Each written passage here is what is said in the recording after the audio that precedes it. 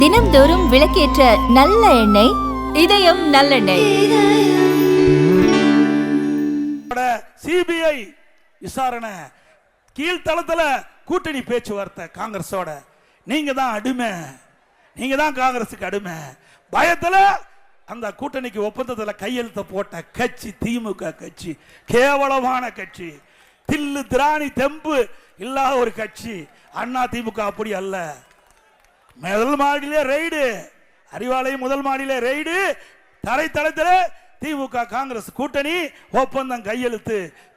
காங்கிரஸ் திமுக அடிமையாக இருந்தது.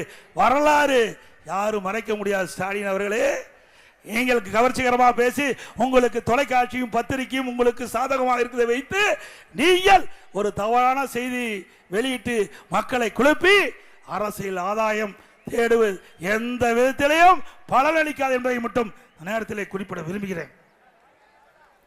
அதே போல இன்றைய தினம் திரு ஸ்டாலின் பேசுறார். காங்கிரஸ் திமுக வலிமையான கூட்டணி எங்க இருக்குது? இந்தியா கூட்டணி ஒன்று அமைச்சீங்க, மாநிலத்துக்கு மாநிலம் பிரிஞ்சு போயிட்டாங்க. அப்படித்தானே?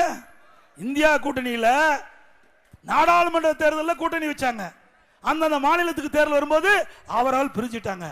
டெல்லியில் கெஜ்ரிவால் பிரிஞ்சுட்டார். அதே போல இன்னைக்கு மேற்கு வங்காளம் தனியாக பிரிஞ்சு தான் நிற்கிறாங்க.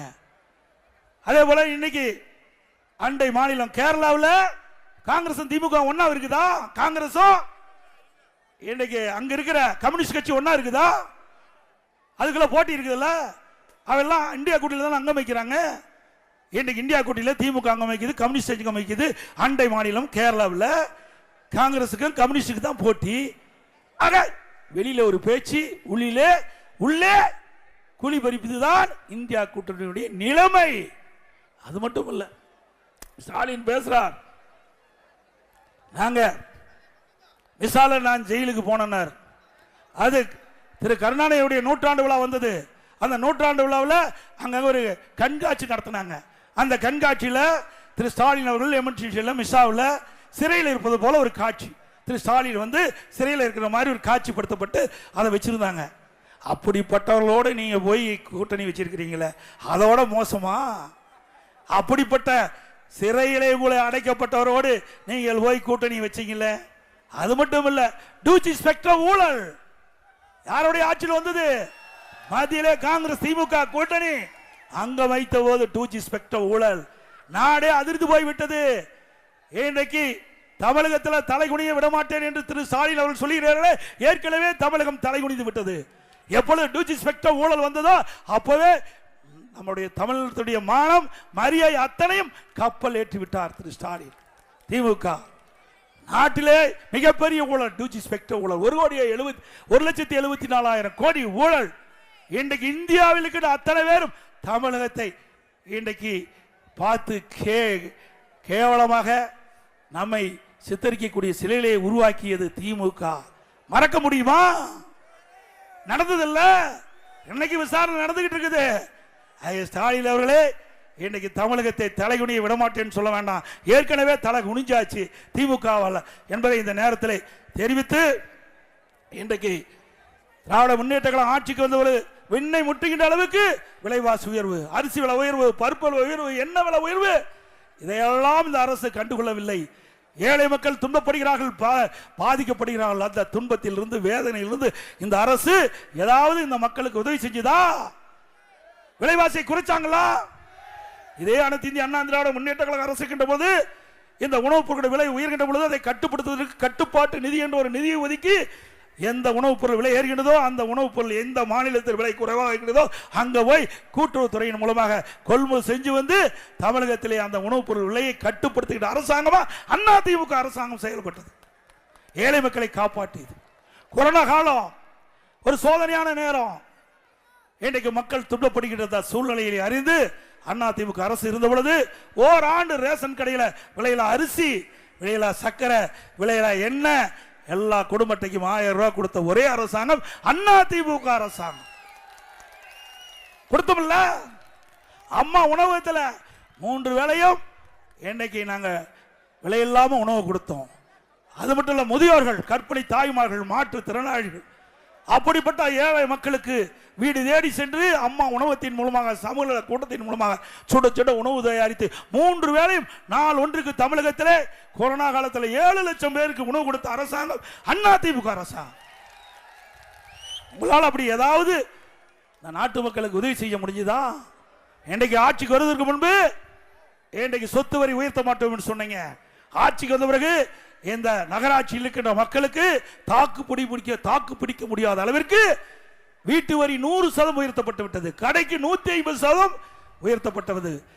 குடிநீர் வரி உயர்த்தப்பட்டதுக்கு போதாதுக்கு குப்பைக்கு வரி போட்டாங்க. அதோட மின்கட்டணம் ஆட்சிக்கு வந்தோட 52% உயர்த்தினாங்க. 3 வருஷத்துக்கு 5% உயர்த்தப்படும் என்று அறிவிப்பை கொடுத்து இப்போ 67% மின் கட்டணம் உயர்ந்திருக்குது. இப்படி மக்கள் கடுமையாக மின் கட்டண உயர்வால், வரி உயர்வால் பாதிக்கப்பட்டிருக்கிறாங்க. ஆக இப்படிப்பட்ட அரசாங்கம் தொடர வேண்டுமா? அதுபோல இன்றைக்கு இந்த நகராட்சியிலே இன்றைக்கு வீடு கட்ட வேண்டும் சொன்னா, இல்ல கடை கட்ட வேண்டும் சொன்னா, அதிமுக ஆட்சியில் 1000 ஸ்கொயர் ஃபீட்டுக்கு 37,000 ரூபாய் அந்த அனுமதி கட்டணம். இன்னைக்கு பிளான் அப்ரூவ்டு அமல், அந்த கட்டடத்திற்கு அனுமதிக்காக கட்டணமாக 1000 ஸ்கொயர் ஃபீட்டுக்கு 37,000 ரூபாய் வசூல் செய்யப்பட்டது. திமுக ஆட்சியில் 100% உயர்த்தப்பட்டு 1000 சதுரடி நீங்கள் வீடு கட்ட அனுமதி இன்னைக்கு நகராட்சியில் நீங்க அனுமதி வேண்டி விண்ணப்பிச்சா 74,000 ரூபாய் கட்ட வேணும். 74,000 ரூபாய் அனுமதி கட்டணம் கட்ட வேணும். ஆக மொத்தம் 37,000 ரூபாய் இன்றைக்கு உயர்த்தப்பட்டிருக்கிறாங்க. எப்படி மக்கள் தாக்கு பிடிப்பா என்பதை நாம் எண்ணி பார்க்க வேண்டும். கட்டுமான பொருட்களுடைய விலை விண்ணை முட்டுகின்ற அளவுக்கு உயர்ந்து விட்டது. ஜல்லி விலை உயர்வு, எம் சாண்ட் விலை உயர்வு, செங்கல் விலை உயர்வு, கம்பி விலை உயர்வு, அதே போல சிமெண்ட் விலை உயர்வு, மரத்து கேட்க வேண்டிய இல்லை 200% உயர்வு. இப்படி கட்டுமான பொருட்கள் விலை உயர்வுனால கட்டுமான தொழில்கள் பல லட்சம் பேர் பாதிக்கப்பட்டாங்க. ஏழை மக்கள், நடுத்தர மக்கள் வீடு கட்டுகின்ற நிலை இல்லாத ஒரு சூழலை இந்த ஆட்சியில் ஏற்பட்டு விட்டது என்பதை எண்ணி பார்க்க வேண்டும். இதே திராவிட முன்னேற்ற கழக தேர்தல் அறிக்கையில் குறிப்பிட்டாங்க, கட்டுமான பொருட்கள் விலை ஏறுகின்ற பொழுது அத்தியாவசிய பட்டியலில் சேர்க்கப்பட்டு கட்டுமான பொருட்களுடைய விலை குறைப்பதற்குண்டான நடவடிக்கை மேற்கொள்ளப்படும் என்று இந்த விடியா திமுக அரசாங்கம் அங்கே திமுக தேர்தலில் குறிப்பிட்டாங்க. நான் சட்டமன்றத்தில் பிரதான எதிர்க்கட்சி தலைவர் என்ற முறையிலே உங்களுடைய தேர்தல் அறிக்கையில் குறிப்பிட்டிருக்கிறீங்க. இன்றைக்கு இந்த கட்டுமான பொருட்கள் விலை அபரிதமாக உயர்ந்திருக்குது. இதை கட்டுப்படுத்துவதற்கு அத்தியாவசிய பட்டியலில் சேர்க்கப்பட்டு இதற்குண்டான நடவடிக்கை எடுக்க வேண்டும் கேட்டேன். இதுவரைக்கும் பதிலே இல்லை. அதே போல அனைத்து இந்திய அண்ணா திராவிட முன்னேற்ற கழக ஆட்சியில் தான் பல்வேறு திட்டங்களை நாங்கள் நிறைவேற்றி கொடுத்தோம். இந்த இஸ்லாமிய பெருமக்கள் நிறைந்த பகுதி சிந்தித்து பார்க்க வேண்டும். இஸ்லாமிய பெருமக்கள் அனைத்து இந்திய அண்ணா திராவிட முன்னேற்ற கழகம் ஆட்சி 31 ஆண்டு காலம் இந்த தமிழகத்திலே ஆண்ட கட்சி அனைத்து இந்திய அண்ணா திராவிட முன்னேற்ற கழக கட்சி. அந்த காலகட்டத்தில் மத சண்டை கிடையாது, ஜாதி சண்டை கிடையாது. எனக்கு அத்தனை பேரும் மகிழ்ச்சியோடு வாழ்ந்த காலம் அனைத்து இந்திய அண்ணா திராவிட முன்னேற்ற கழக ஆட்சி காலம் என்பதை நேரத்திலே கோடிட்டு காட்டி, இன்றைக்கு இதே புரட்சி தலைவி அம்மா அவர்கள் தமிழகத்துடைய முதலமைச்சர் இருந்த காலகட்டம். அந்த காலகட்டத்தில் இஸ்லாமிய பெருமக்கள் அம்மாவிடத்தில் கோரிக்கை வைத்தார்கள். புனித ரமலான் மாதத்தில் பள்ளி வாசலுக்கு நோன்பு கட்சி தயாரிக்க அரிசி வேண்டும் என்று கோரிக்கை வைத்தார்கள். அவருடைய கோரிக்கையை ஏற்று ஆண்டுதோறும் ரமலான் நோன்பு மாதத்தில் அந்த நோன்பு கட்சி தயாரிக்க அனைத்து இந்திய அண்ணா திராவிட முன்னேற்ற கழக அரசு சுமார் 5400 மெட்ரிக் டன் அரிசி கொடுத்த அரசாங்கம் அண்ணா திமுக அரசு. நாகூர் தர்கா சந்தனக்கூடு விழாவிற்கு விளையலார் சந்தன கட்டை வேண்டும் என்று இஸ்லாமிய பெருமக்கள் கோரிக்கை வைத்தார்கள். அவருடைய கோரிக்கை ஏற்று மாண்பு அம்மா இருக்கின்ற பொழுது நாகூர் தர்கா சந்தனக்கூடு விழாவிற்கு விளையலார் சந்தன கட்டை கொடுத்தோம். அதை கடைபிடித்து அண்ணா திமுக அரசாங்கமும் அந்த நாகூர் தர்கா சந்தனக்கூடு விழாவிற்கு தேவைப்படும் சந்தன கட்டைகளை விலையில்லாமல் கொடுத்த அரசாங்கம் அண்ணா திமுக அரசாங்கம். 2018 வரை ஹஜ் புனித பயணம் மேற்கொள்ள மத்திய அரசு மானியம் கொடுத்து வந்தது. ஆனால் திடீரென்று 2019 ஆண்டு நிறுத்தப்பட்டு விட்டது. உடனடியாக இஸ்லாமிய பெருமக்கள் என்னை சந்தித்து கோரிக்கை வைத்தார்கள். இந்த ஹஜ் புனித பயணம் மேற்கொள்வதற்கு மாநில அரசாங்கம் மானியம் வழங்க வேண்டும் என்று கோரிக்கை வைத்தார்கள். அவருடைய கோரிக்கையிட்டு அனைத்து இந்திய அண்ணா திராவிட முன்னேற்ற கழக அரசு மாநில நிதியிலிருந்து ஒவ்வொரு ஆண்டும் 6 கோடி ரூபாய் ஹஜ் புனித பயணம் மேற்கொள்ள நிதி ஒதுக்கீடு செய்யப்பட்டது. அது போதாது என்று 2021 ஆண்டு இஸ்லாமிய பெருமக்கள் எங்களை சந்தித்து இந்த ஹஜ் புனித பயணம் மேற்கொள்ளுகின்ற நிதி உயர்த்த வேண்டும் என்று கோரிக்கை வைத்தார்கள். கோரிக்கை ஏற்று அனைத்து இந்திய அண்ணா திராவிட முன்னேற்ற கழக அரசு 2021 ஆண்டு முதல் அந்த 6 கோடி நிதியை 12 கோடியாக அந்த மானியத்தை உயர்த்தி கொடுத்த அரசாங்கம் அதிமுக அரசாங்கம். 2016 முதல் ஹாஜிகளுக்கு மாதந்தோறும் 20,000 ரூபாய் மதிப்புதவி வழங்கிய திட்டத்தை கொண்டாந்த அதிமுக அரசு. உலமாக்கள் மற்றும் மோதினாளர்களுக்கு ஓய்வூதிய பயணிகள் எண்ணிக்கை 2400 2600ஆகவும் ஓய்வூதியம் 750 3000 உயர்த்தியது அதிமுக அரசு. அது மட்டுமல்ல, ஹஜ் பயணிகள் சென்னையிலே தங்கி செல்வதற்கு ஹஜ் இல்லம் வேண்டும் என்று கேட்டார்கள். அந்த இஸ்லாமிய பெருமக்களுடைய கோரிக்கை ஏற்று ஹஜ் இல்லம் கட்டுவதற்கு 15 கோடி நிதி ஒதுக்கீடு செய்த அரசாங்கம் அதிமுக அரசாங்கம். உலமாக்களுக்கு புதிய இருசக்கரம் வாங்கின மானியம் வேண்டும் என்று கேட்டார்கள். ஒவ்வொரு இருசக்கர வாகனம் வாங்குறதுக்கு 25,000 ரூபாய் மானியம் வழங்கப்பட்டது அதிமுக ஆட்சியிலே. வகுப்பு வாரியத்திற்கு ஆண்டு நிர்வாக மானியம் மற்றும் பள்ளிவாசல் தற்காகள் பழுதுபாக்கல் மற்றும் புனரமைப்பு பணிகள் மேற்கொள்ள நிதி ஒதுக்கீடு செய்யப்பட்டதும் அதிமுக ஆட்சியிலே. இஸ்லாமிய வகுப்பிற்கு நேரடி நியமன முறையில் நிரப்பப்படாத பணியிடங்களுக்கு முன்கொணர்வு முறையை நீடிக்க அரசாணை வெளியிட்டது அதிமுக ஆட்சியிலே. 2018ஆம் ஆண்டு டெல்டா மாவட்டத்தில் புயல் வெள்ளம், அதனால நாகூர் தர்கா குளக்கரை சேதமடைந்து விட்டது. நான் டெல்டா மாவட்டத்தை சுற்றி பார்க்க போகின்ற பொழுது அங்கே இருக்கின்ற இஸ்லாமிய பெருமக்கள் நாகூர் தர்கா குளக்கரை வந்து பார்வையிட வேண்டும் என்று கோரிக்கை வைத்தார்கள். கோரிக்கை ஏற்று நாகூர் தர்காவுக்கு சென்று குளக்கரையை பார்வையிட்டு அந்த குளக்கரை சரி செய்ய 4,4 கோடி 4,25,00,000 ரூபாய் நிதி ஒதுக்கீடு செய்து குளக்கரையை சரி செய்த அரசாங்கம் அதிமுக அரசாங்கம். சிறுபான்மை பொருளாதார மேம்பாட்டு கழகம் அனைத்து இந்திய அண்ணா திமுக ஆட்சியிலே அமைக்கப்பட்டது. அதே போல பாரத ரத்னா டாக்டர் APJ அப்துல் கலாம் அவருடைய நினைவாக கலை மற்றும் அறிவியல் கல்லூரியை நம்முடைய ராமநாதபுரத்திலே துவக்கி வைக்கப்பட்டது. 2017 திண்டுக்கல்லிலே ஹைதர் அலி மற்றும் திப்பு சுல்தான் அவர்களின் வாழ்க்கை வரலாறு குறித்து மணிமண்டபம் அதிமுக ஆட்சியிலே திறக்கப்பட்டது. கண்ணியமிக்க காகிதமில்லத்தவர்களுக்கு சென்னையிலே மணிமண்டபம் கட்டி அவர் புகழுக்கு பெருமை சேர்த்த அரசாங்கம் அதிமுக அரசாங்கம். அதே போல கிறிஸ்துவ பெருமக்களுக்கு பல திட்டங்களை கொண்டு வந்து நிறைவேற்றப்பட்ட அரசாங்கம். ஏனென்றா வேண்டுமென்றே திட்டமிட்டு திராவிட முன்னேற்ற கழகம் அவருடைய கூட்டணி கட்சி சேர்ந்தவர்களும் அனைத்து இந்திய அண்ணா திராவிட முன்னேற்ற கழக ஆட்சியிலே சிறுபான்மை மக்களுக்கு எந்த திட்டமும் கொண்டு வரவில்லை என்ற ஒரு தவறான செய்தியை பரப்பி வருகிறால் அதற்கு முற்றுப்புள்ளி வைக்கின்றதுமாக அனைத்து இந்திய அண்ணா திராவிட முன்னேற்ற கழக ஆட்சியிலே சிறுபான்மை மக்கள், இஸ்லாமிய பெருமக்களுக்கும் கிறிஸ்துவ பெருமக்களுக்கும் நிறைய திட்டங்களை கொண்டு வந்த விவரங்களை இந்த நேரத்தில் தெரிவித்து பொருத்தமாக இருக்கும் என்ற காரணத்தில் தான் இந்த கூட்டத்தின் வாயிலை தெரிவிக்கிறேன். இந்தியாவிலே முதல் முறையாக கிறிஸ்துவ மகளிர் சுய குழுக்கள் அமைக்கப்பட்டு அவளுக்கு மானியத்துடன் கூடிய கடன் உதவி வழங்கப்பட்டது. கிறிஸ்துவ தேவாலயத்தின் புனரமைப்பு நிதி 5 கோடியாக உயர்த்தி வழங்கப்பட்டது. செருசலம் புனித பயணம் மேற்கொள்ளும் கிறிஸ்துவ யாத்திரைகளுக்கு வழங்கப்பட்ட அரசு நிதி ஒரு நபருக்கு 28,000 உயர்த்த வேண்டும் என்று கேட்டார்கள். அவருடைய கோரிக்கை ஏற்று 38,000 ரூபாயாக உயர்த்தி வழங்கிய அரசு அதிமுக அரசு. கிறிஸ்துவ சகோதரிகளுக்கு செருசலம் புனித பயணத்தில் தனி ஒதுக்கீடு செய்யப்பட்டது அதிமுக ஆட்சியில். சிறுபான்மை மாணவர் கல்வி உதவித்தொகை ஆண்டுதோறும் முழுமையாக வழங்கப்பட்டது. 2011-2021 அனைத்து இந்திய அண்ணா திராவிட முன்னேற்ற கழக ஆட்சியிலே சிறுபான்மை வகுப்பைச் சேர்ந்த 37,16,000 மாணவ மாணவிகளுக்கு 885 கோடி ரூபாய் கல்வி உதவித்தொகை வழங்கிய ஒரே அரசாங்கம் அதிமுக அரசு. சிறுபான்மை கல்வி நிறுவனங்கள் சுதந்திரமாகவும் முழுமையாகவும் செயல்படுவதில் அரசு முழுமையான ஒத்துழைப்பு சிறுபான்மை கல்வி நிறுவனங்களுக்கு ஒத்துழைப்பு கொடுத்த அரசாங்கம் அதிமுக அரசாங்கம். அதே போல ஏழை மக்களுக்கு இந்த கூடலூர் சட்டமன்ற தொகுதி இன்றைக்கு தேயிலை தோட்ட தொழிலாளர்கள், அதே போல ஏழை மக்கள், தாழ்த்தப்பட்ட ஏழை மக்கள், அவர்களுக்கு வீடு இல்லாமல், அவர்களுக்கு வீட்டின் மனையே இல்லாமல் அல்லது கூரை வீட்டில் வச்சாலும் அவர்களுக்கு அனைத்து இந்திய அண்ணா திராவிட முன்னேற்ற கழக அரசு அமைந்தவுடனே அனைத்து இந்திய அண்ணா திராவிட முன்னேற்ற கழக அரசாங்கமே சொந்தமாக அவர்களுக்கு நிலத்தை வாங்கி அற்புதமான பல லட்சம் மதிப்புள்ள காங்கிரீட் வீடு இந்த ஏழைகளுக்கு கட்டி கொடுக்கப்படும். இன்றைக்கு ஒவ்வொரு தீபாவளி வருகின்ற பொழுதும் நம்முடைய தாய்மார்களுக்கும் சகோதரிகளுக்கும் அற்புதமான சேவை வழங்கப்படும். தீபாவளி எழும்போது இன்றைக்கு ஆட்டோ ஓட்டுநர்கள் அவர்கள் கோரிக்கை வச்சிருக்கிறாங்க. அந்த ஆட்டோ ஓட்டுநர் சங்கத்திலே பதிவு செய்ய ஓட்டுநர்கள் புதிதாக ஆட்டோ வாங்கினா அவர்களுக்கு மானியமாக 75,000 ரூபாய் மானியம் கொடுக்கப்படும். அதிமுக ஆட்சியில் ஏழை குடும்பத்தில் பிறந்த பெண் உரிய நேரத்திலே திருமணம் நடக்க வேண்டும் என்பதற்காக அம்மா திருமண உதவி திட்டத்தின் கீழ் 20,000 50,000 கொடுத்தாங்க. தாலிக்கு தங்கம் கொடுத்தாங்க. விடியா திமுக அரசு அதை நிறுத்தப்பட்டு விட்டது. மீண்டும் அதிமுக ஆட்சி மலர்ந்தவுடன் திருமண உதவி திட்டம், தாலிக்கு தங்கம் திட்டம் தொடரும். அது மட்டுமல்ல, இந்த திருமண உதவி திட்டத்தின் கீழ் உதவி பெறுகின்ற அந்த அவர்களுக்கு அந்த மணப்பெண்ணுக்கு பட்டு சேலை வழங்கப்படும், மணமகனுக்கு பட்டு வேஷ்டி வழங்கப்படும்.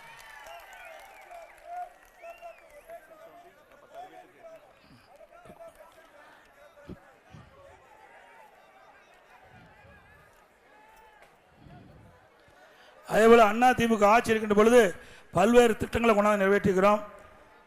நேற்றைய தினம் இன்றைக்கு நீலகிரி மாவட்டத்தைச் சேர்ந்த பல்வேறு அமைப்பைச் சேர்ந்தவர்கள் கலந்துரையாடல் ஆலோசனை கூட்டத்தில் கலந்து கொண்டு தங்களுடைய கருத்துக்களை தெரிவித்தார்கள். அப்பொழுது அதிமுக ஆட்சி இருக்கின்ற பொழுது 40 ஆண்டு காலமாக சாதி சான்றிதழ் பெற முடியாமல் பாதிக்கப்பட்ட மலையாளம் பேசும் இழுவாதியா மக்களுக்கு ஜாதி சான்றிதழ் வழங்கப்பட்ட அரசு அதிமுக அரசாங்கம். அதேபோல இப்பொழுது கூட ஓபிசி சர்டிபிகேட் கிடைக்கவில்லை 4 ஆண்டு காலமாக. அதுக்கு மத்திய அரசுக்கு பரிந்துரை செய்யாத அரசு விடியா திமுக அரசு. அதிமுக அரசு வந்த பிறகு ஓபிசி சர்டிபிகேட் வாங்குவதற்கு நீங்கள் உதவி செய்ய வேண்டும், மத்திய அரசுக்கு பரிந்துரை செய்ய வேண்டும் என்று கேட்டுக்கிறாங்க. அதிமுக ஆட்சி அமைந்தவுடன் உங்களுடைய கோரிக்கை நிறைவேற்றுவதற்கு அனைத்து முயற்சியும் எடுக்கப்படும் என்பதை தெரிவிச்சுக்கிறேன்.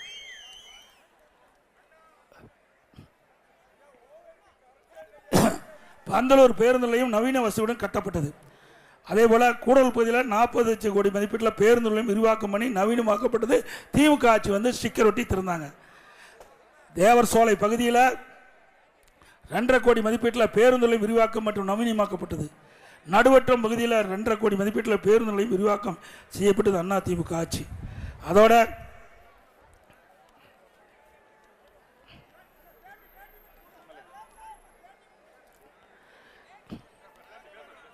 சேரம்பாடி தேயிலை தோட்ட பகுதியில் அரசு மருத்துவமனை அமைக்கப்படும் கேட்டிருக்கீங்க, அதை நிறைவேற்றி தரப்படும். தமிழ்நாடு அரசு தேயிலை தோட்ட கழகத்தில் டான்டி அவர்களுடைய தொழிலாளர் பிரச்சனை சொன்னீங்க, நிறைவேற்றி கொடுக்கப்படும். அவர்கள் வந்து ரிட்டையர் ஆகும்போது தங்களுக்கு சொந்த வீடு கேட்டுக்கிறீங்க, அதுவும் நிறைவேற்றி தருவதற்கு அனைத்து அண்ணா திராவிட முன்னேற்றங்களுக்கு அனைத்து முயற்சியும் எடுக்கப்படும். கூடலூர் அரசு மருத்துவமனை நவீனப்படுத்தணும் கேட்டிருக்கீங்க, அதுவும் நவீனப்படுத்தப்படும். பச்சை தேயிலைக்கு ஏற்கனவே அனைத்து இந்திய அண்ணா திராவிட முன்னேற்ற கழக அரசு கேட்ட பொழுது, அம்மா இருக்கின்ற பொழுது அந்த தேயிலை உற்பத்தியாளர்கள் அந்த விலை வீழ்ச்சியிலிருந்து மீட்டெடுப்பதற்காக கிலோவுக்கு 2 ரூபா மானியம் கொடுத்தோம், அதை உயர்த்த வேண்டும் கேட்டிருக்கீங்க. அந்த கோரிக்கையும் அதிமுக அரசு வந்த பிறகு அந்த விவசாயிகள், அந்த தேயிலை உற்பத்தி செய்கின்ற விவசாயிகள் அந்த விலை வீழ்ச்சியிலிருந்து மீட்டெடுப்பதற்கு மானியத்தை உயர்த்தி வழங்கப்படும். அதுவே கூடலூர் சட்டமன்ற தொகுதியில் பல்லாண்டுகளாக தீர்க்கப்படாமல் இருக்கிற அந்த பிரச்சனை பிரிவு 17, அந்த 17 வகை அந்த பிரச்சனை நீண்ட காலமாக நீடித்து வருது. இப்போ உச்சநீதிமன்றத்தில்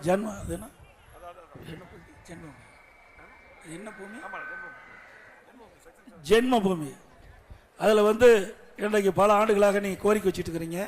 இன்றைக்கி உச்சநீதிமன்றத்தில் அது நிலுவையில் இருக்குது. அதை மூத்த வழக்கறிஞரை வைத்து வாதாடி உங்களுக்கு எங்களால் முடிந்த அளவுக்கு அதை மீட்டு தருவதற்குண்டான நடவடிக்கை எடுக்கப்படும் என்பதை தெரிவிச்சுக்கிறேன். கூடல் இருக்கும் மின் இணைப்பு இன்றைக்கு இந்த பகுதியில் 10,000க்கும் மேற்பட்டவர்கள் வீடு கட்டி மின் இணைப்பு பெறாமல் இருக்கிறீங்க. உங்களை வீட்டுகளுக்கு மின் இணைப்பு திட்டமடத்திலும் பேசியிருக்கிறார். இன்றைக்கி அனைத்து இந்திய அண்ணா திராவிட முன்னேற்ற கழக ஆட்சிக்கு வந்தவர்கள் இந்த 10,000 வீடுகளுக்கு மின் இணைப்பு கொடுப்பதற்குண்டான வழிமுறைகளை கண்டறிந்து இணைப்பு கொடுப்பதற்குண்டான நடவடிக்கை மேற்கொள்ளும் என்பதையும் நேரத்தில் தெரிவிக்க விரும்புகின்றேன். அதே போல் இன்றைக்கு இந்த பகுதியில் வனவிலங்கு பிரச்சனை இருப்பதாக நேற்றைய தினம் நடந்த கலந்தாலோசனை கூட்டத்தில் தெரிவித்தார்கள். இன்றைக்கு அந்த வனவிலங்கால் அது யானைகளால் இன்றைக்கு உயிருக்கு ஆபத்து ஏற்பட்டு பல பேர் இறந்துள்ளதாகவும் சுமார் 11 பேர் இறக்கப்பட்டதாகவும் சொல்லியிருக்காங்க. நேற்றைய தினம் கூட பத்திரிகையில் இன்றைக்கி பார்த்தேன், அது ஒரு ராமகிருஷ்ணான்னு ஒரு யானையை இன்றைக்கி பல பேரை கொண்டிருக்குது. அதை வனத்துறை அதிகாரிகள் பிடித்து கூண்டிலே அடைக்கப்பட்டதாக செய்தி வந்திருக்குது. ராதாகிருஷ்ணனா யாராவது ராதாகிருஷ்ணன் யானை பல பேர்த்த உயிரிழப்புக்கு காரணமாக இருந்த யானை, அந்த யானையை இன்றைய தினம் வனத்துறை அதிகாரிகள் பிடித்து கூண்டிலே அடைத்திருக்கின்றார்கள். மேலும் இந்த வனத்துறை பகுதியில் வசிக்கின்ற மக்களுக்கு அச்சமில்லாமல் வாழ்வதற்கு வனவிலங்குகளால் அவருக்கு பிரச்சனை ஏற்படாமல் இருப்பதற்கு அனைத்து பாதுகாப்பு ஏற்பாடும் செய்வதற்கு அனைத்து இந்திய அண்ணா திராவிட முன்னேற்ற கழக அரசு நடவடிக்கை மேற்கொள்ளப்படும்.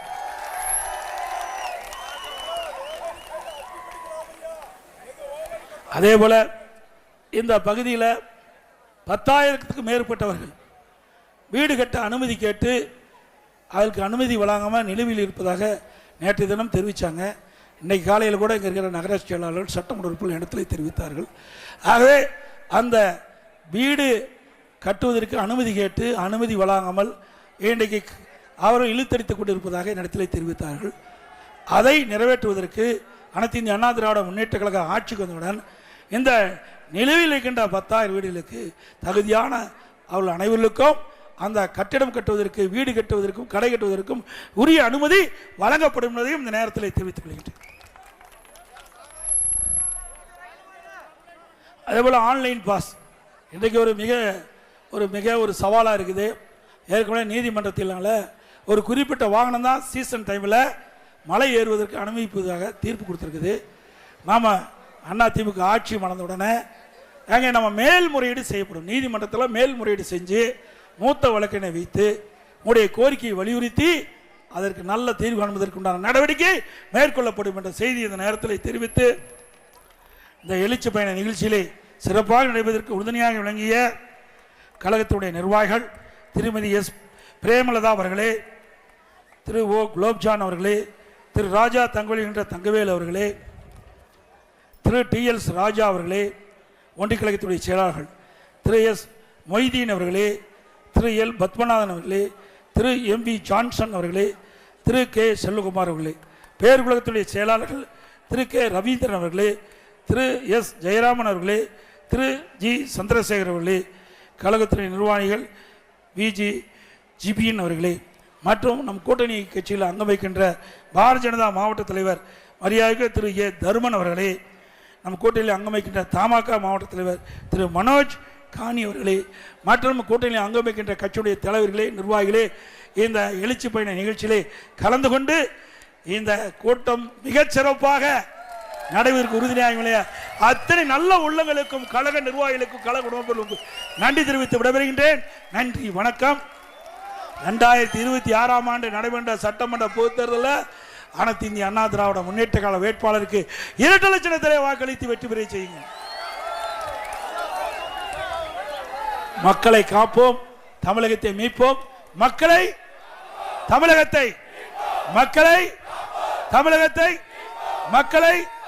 தமிழகத்தை ஸ்டாலின் மாடல் அரசு, ஃபெயிலியர் மாடல் அரசு.